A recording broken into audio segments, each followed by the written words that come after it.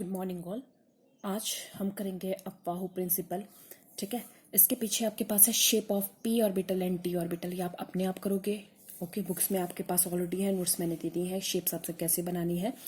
तो आज हम करेंगे अफवाहू प्रिंसिपल। अब हम कुछ प्रिंसिपल करेंगे। प्रिंसिपल मतलब इलेक्ट्रॉन को फिल करने के क्या क्या रूल होते हैं। तो उसके लिए कुछ कुछ साइंटिस्ट ने कुछ प्रिंसिपल्स दिए हैं। ठीक है, उन्हीं प्रिंसिपल को हमने करना है। तो first one is Aufbau principle. So what is the Aufbau principal?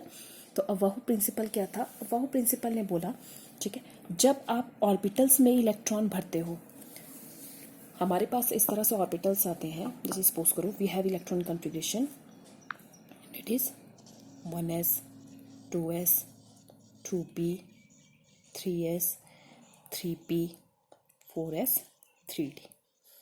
Okay, this is your sequence of electronic configuration. मैंने आपको पहले भी बताया था कि इलेक्ट्रॉनिक कॉन्फ़िगरेशन लिखते कैसे हैं। ठीक है, सो ये आपके पास है। First one is your 1s 2s 2p 3s 3p 4s and 3d। तो ये आपके पास सीक्वेंस है। ओके, और इसमें आपने इन ऑर्बिटल्स में आपने क्या करने हैं? इलेक्ट्रॉन्स भरने हैं। ठीक है, अब इलेक्ट्रॉन आप कहाँ भरोगे? क्या आप पहले सबसे पहले 3p में भरोगे या 2p में भरोगे या 1s में भरोगे? तो इसके लिए क्या किया अफवाहों ने? एक रास्ता साफ किया। इसने क्या बोला कि हमेशा इलेक्ट्रॉन उन ऑर्बिटल्स में भरे जाएंगे जिसमें एनर्जी कम होती है। बच्चों ऑलवेज रिमेंबर, ठीक है, एस की एनर्जी हमेशा कम होती है। ये भी ऑलरेडी मैं आपको बता चुकी हूँ। ठीक है, एस की एनर्जी हमेशा क्या होगी? कम होगी पी से। पी की एनर्जी कम होगी डी से, डी की एनर्जी कम होगी एफ से। तो सबसे ज़्यादा जो एनर्जी होगी वो एफ की होगी। और हमेशा जो इलेक्ट्रॉन भरे जाते हैं, ओके, वो उस ऑर्बिटल में भरे जाते हैं, उस सब शेल में भरे जाते हैं जिसकी एनर्जी सबसे कम हो। तो हमेशा इलेक्ट्रॉन आप यहाँ से भरना शुरू करते हैं। यही अफवाहों ने बोला था कि in the ground state of an atom an electron enters in the orbital of lowest energy first and subsequent electron। what is subsequent electron? उसके जो आने वाला, ठीक है, उसके नेक्स्ट जो आने वाला इलेक्ट्रॉन है वो कहाँ फिल होगा?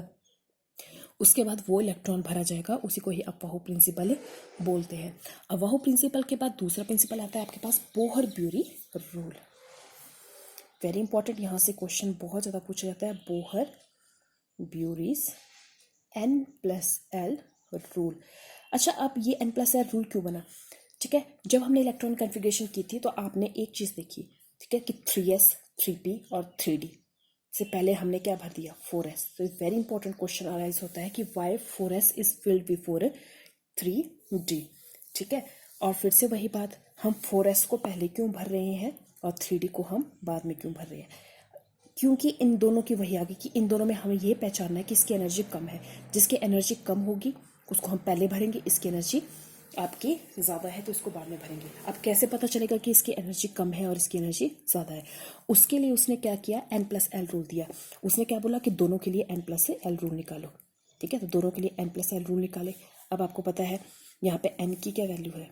N इज़ 4 और S के लिए L की value 0 1 2 3 S P D F। ठीक है, तो देखो S के लिए L की वैल्यू क्या है? ये S के लिए L की वैल्यू 0, तो ये हो गया 4 + 0। और यहाँ पे N कितना है? 3 प्लस, और D के लिए L कितना है? 2। देखो यहाँ 4 आया, यहाँ पे क्या आया? 5 आया। तो किसकी एनर्जी कम आ रही है? इसकी एनर्जी कम है, इसकी ज़्यादा है। डेट इज़ वाई हम क्या करते हैं? 4s को पहले भरेंगे फिर 3d को भरते हैं। ठीक है, अब उसने बोला कि अगर हो सकता है कि N+L की वैल्यू दोनों के लिए सेम ही आ जाए तब क्या करेंगे? ठीक है, अगर हमारे पास N+L की वैल्यू दोनों के लिए सेम आ जाए, जैसे कि for example you have 2p and 3s, 2p and 3s, तो लगाओ इस पे N+L। N कितना है? 2, L कितना है? 1, और यहाँ पे N कितना है? 3 0, तो कितना आ गया? 3 3। देखो यहाँ पे N+L की वैल्यू अगर बराबर आ जाए, ठीक है, तब उसने क्या बोला? तब उस ऑर्बिटल में इलेक्ट्रॉन जाएंगे जिसमें N की वैल्यू कम होगी। यहाँ N कितना है? 2, यहाँ N कितना है? 3, तो कहाँ पे N की वैल्यू कम है? इसमें। तो इसलिए 2p पहले भरते हैं, 3s को बाद में भरा जाता है। तो ये है हमारे पास बोहर ब्यूरी रूल। फिर नेक्स्ट आता है पॉली एक्सक्लूजन प्रिंसिपल। ठीक है, this is your Pauli's exclusion principle. ठीक है, अब उसके बाद पॉली ने क्या बोला कि इलेक्ट्रॉन की पेयरिंग तभी होगी, ठीक है, जब single single electron already orbital में भरे जा चुके होंगे। जैसे सपोज करो कि आपके पास पी ऑर्बिटल है और यहाँ मैंने 5 इलेक्ट्रॉन भरने हैं, तो मैं 5 इलेक्ट्रॉन ऐसे नहीं भरूंगी 1 2 3 4 5, रॉन्ग वे, ठीक है, इस तरह से इलेक्ट्रॉन नहीं भरते हैं। पहले उसने क्या बोला, पॉली ने बोला कि पहले हर ऑर्बिटल में एक एक इलेक्ट्रॉन जाएगा। क्यों जाएगा हर ऑर्बिटल में एक एक इलेक्ट्रॉन? देखो बच्चों, बिकॉज जो पी है आपके पास, पी में 3 ऑर्बिटल होते हैं, ठीक है, 3 ऑर्बिटल की सबकी एनर्जी बराबर होती है। इसकी एनर्जी अगर 5 है तो इसकी भी 5 है, इसकी भी 5 है। जब सबकी एनर्जी 5 है तो इलेक्ट्रॉन भी क्या करेगा, सब में बराबर जाएगा। हमने क्या बोला था पहले कि इलेक्ट्रॉन उन ऑर्बिटल में पहले जाएगा जिसकी एनर्जी कम होती है। हम सपोज करो कि इसकी एनर्जी 4 होती, ठीक है, इसकी 5 होती और इसकी 6 होती। अब इलेक्ट्रॉन कहाँ जाता? तो अब इलेक्ट्रॉन पहले यहाँ जाता क्योंकि एनर्जी कम थी। बट अगर सबकी बराबर हो तो एनर्जी, तब एक एक करके इलेक्ट्रॉन जाएगा। पहले इलेक्ट्रॉन यहाँ जाएगा, फिर यहाँ जाएगा, यहाँ जाएगा, ठीक है। जब पूरा भर गया, एक एक करके सिंगल फील्ड हो गया, अब पेयरिंग होना शुरू होगी। तो नेक्स्ट यहाँ जाएगा, नेक्स्ट यहाँ जाएगा। तो ये आपके पास एग्जैक्ट फिलिंग करने का तरीका है, ठीक है। तो इसको बोलते हैं पॉली एक्सक्लूजन प्रिंसिपल। तो क्या बोलता है पॉली एक्सक्लूजन प्रिंसिपल, ठीक है। उसके बाद आपके पास, अच्छा, पॉली एक्सक्लूजन प्रिंसिपल क्या बोलता है कि orbital can accommodate maximum of 2 electron with opposite spin. तो पॉली एक्सक्लूजन प्रिंसिपल ने क्या बोला कि एक ऑर्बिटल में 2 से ज़्यादा इलेक्ट्रॉन नहीं आ सकते। ये आपके पास सपोज करो कोई ऑर्बिटल है, दिस इज योर ऑर्बिटल, और इस ऑर्बिटल में आप क्या कर सकते हो, अप टू 2 ही इलेक्ट्रॉन भर सकते हो, 2 से ज़्यादा नहीं भर सकते हैं, ठीक है। अब हंट्स रूल ने क्या बोला आपके पास, वही पिछला ये वाला कि पॉली एक्सक्लूजन, ये हंट्स था जो मैंने आपको पहले करवा दिया, हंट्स, ठीक है। पेयरिंग ऑफ इलेक्ट्रॉन तब तक नहीं होगी जब तक इलेक्ट्रॉन सिंगली फील्ड ना हो जाए, ठीक है। और इसी के बेस पे आपने क्या करते हैं, इलेक्ट्रॉनिक कॉन्फ़िगरेशन भी भरते हैं, ठीक है। तो आपने इलेक्ट्रॉनिक कॉन्फ़िगरेशन भरनी है। जैसे आपके पास सपोज करो मैं बोलती हूँ अपने सोडियम 11 है, सबसे पहले इसकी इलेक्ट्रॉन कॉन्फ़िगरेशन लिखो। सो 1s2 2s2 2p6, ठीक है, 3s1, 6 7 8 9 10 11, ओके। अब आप इसके ऊपर क्वांटम नंबर अप्लाई कर दो।